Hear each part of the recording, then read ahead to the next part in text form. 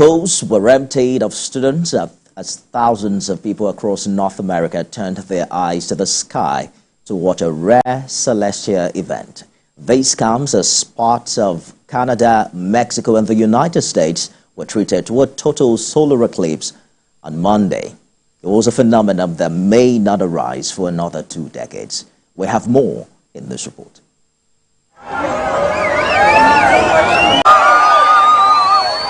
The sky darkened for millions in the U.S. on Monday as the 2024 total solar eclipse arrived and worked its way across a swath of the country.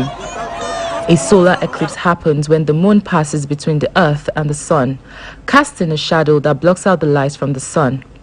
The sun appeared to vanish behind the moon for minutes at a time as the eclipse traveled along its path of totality, starting on Mexico's Pacific coast and moving northeast through more than a dozen states, from Texas to Maine and into eastern Canada.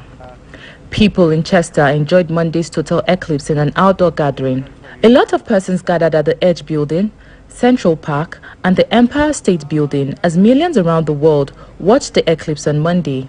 While New York was not in the path of totality for the solar eclipse, those in the city were still able to see a partial eclipse, with the moon covering about 90% of the sunlight. It was such a cool experience to see it. Really surreal to see the sun covered up and be out here with so many people. It was fun. I think we had a total thing here. I mean, it was dark under those glasses. I thought it was going to be pitch black. I thought it would be completely black and like I wouldn't see it, I wouldn't see nothing, but you could actually see something. It just means the moon is closer than it normally is, so it appears larger in our sky. So that's why this eclipse, it's a wider path of totality, it's a longer eclipse time, 4.5 minutes at peak. I'm meeting up with my friends, and we wanted to watch the solar eclipse where we could really see it, because like at school you can't really see anything. I hope that they will see it through the lenses of other people.